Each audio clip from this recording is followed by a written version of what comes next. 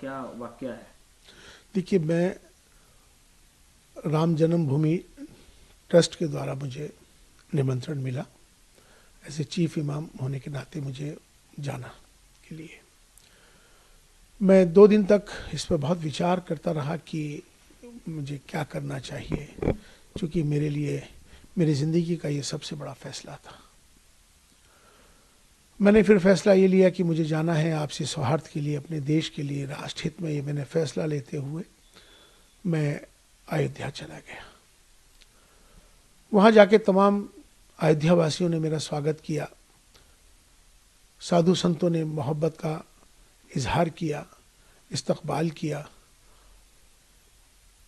वहाँ से मैंने अपना एक पैगाम, जो कि पैगाम मोहब्बत, मैंने वहाँ से दिया।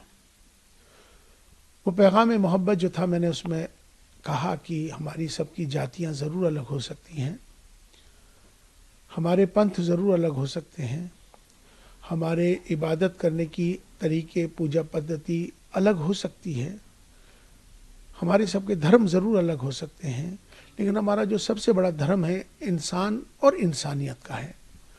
और हम भारत में रहते हैं, हम सब भारतीय हैं। आओ हम सब मिलकर भारत को मजबूत करें, भारतीयता को मजबूत करें, राष्ट्र सर्वोपरि है।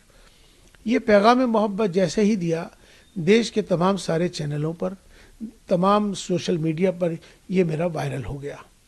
वायरल होने के बाद उनको सबको ये मालूम हो गया कि इमाम साहब, चीफ इमाम साहब वहाँ पहुँच गए और उन्होंने ये फतवा जारी कल किया है। वैसे तो मुझे 22 जनवरी की शाम से ही तमाम मेरे नंबर्स पर अलग अलग जगहों से मुझे धमकियाँ आने लगी, मेरे ख़िलाफ़ नफ़रत अंगेज़ माहौल बनाने लगे, मेरे ख़िलाफ़ उन्होंने जो अब शब्द जो कहने के होते हैं वो कहे।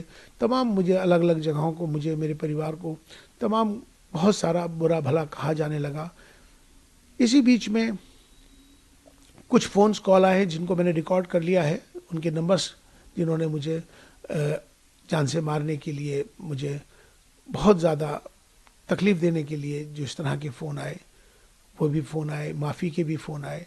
तो लास्ट में कल रात को ही एक फ़तवा जारी हुआ है, जिनका नाम है मुफ्ती साबिर हुसैनी कासमी, जो शख्स एक इंस्टीट्यूट चलाते हैं मुफ्तियों का, जिनका मुफ्ती क्लासेस के नाम से उनका चलता है। मैं उनको जानता नहीं हूँ, मेरी उनसे कोई जानकारी नहीं है, लेकिन ये सोशल मीडिया के माध्यम से, वो तमाम देश भर के इमामों के माध्यम से मेरे पास अलग अलग जगहों से फतवा आना शुरू हो गया था। चूँकि उन्होंने ये, इसमें मेरा एक नंबर है, मेरा मोबाइल का नंबर उन्होंने इसमें ये मेंशन कर दिया है अपने फतवे के अंदर, जिसमें उन्होंने साफ तौर पे मेरा नंबर जाहिर करके तमाम पूरे देश के लोगों को मेरा नंबर दे दिया, इमामों को दे दिया, ये फतवा जारी कर दिया। उनसे इन्होंने कहा है कि ये माफ़ी मांग लें, मेरा बायकाट कर रहे हैं, और मुझसे उन्होंने कहा है कि आप जो है इस्तीफ़ा दें, वरना आप अपना अंजाम सोच लें। इसमें उन्होंने 4 बिंदु इसमें बुनियादी हैं, 4 बिंदु इसमें बुनियादी हैं। एक बिंदु उनका ये है कि आप प्राण प्रतिष्ठा में क्यों गए, आप चीफ इमाम हैं, आपको जाने का अधिकार ही नहीं है, आप इसलिए आप पर कुफ्र का फतवा जारी होता है। दूसरा बिंदु उन्होंने ये दिया है कि आपने इंसानियत को धर्म से ऊपर कर दिया है, ये आपका गुनाह है, इसलिए आप पर फतवा जारी होता है।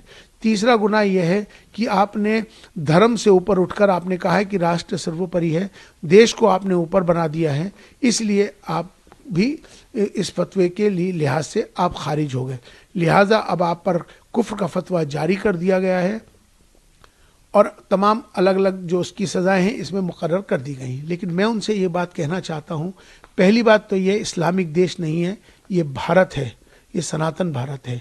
इस भारत में हमेशा से सर्वधर्म संभाव की बात है, यहाँ एकता अखंडता की बात है, अनेकता में एकता की बात है।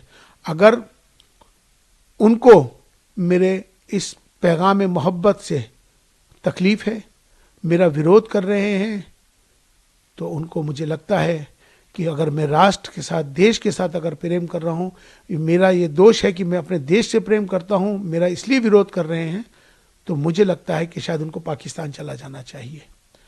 अब वो लोग जो मुझसे मोहब्बत करते हैं, जो देश से मोहब्बत करते हैं, वो मेरा समर्थन करेंगे। जो मेरे से नफ़रत कर रहे हैं मेरे जाने पर, मुझे लगता है कि शायद उनको भी पाकिस्तान जाना चाहिए। यहाँ पर मोहब्बत का पैगाम हमने दिया है, हमने कोई गुनाह नहीं किया है। राष्ट्र मंदिर था, हम वहाँ राष्ट्र मंदिर पे गए थे और हमने अपना जो पैगाम दिया, हम उस पैगाम पर अटल हैं।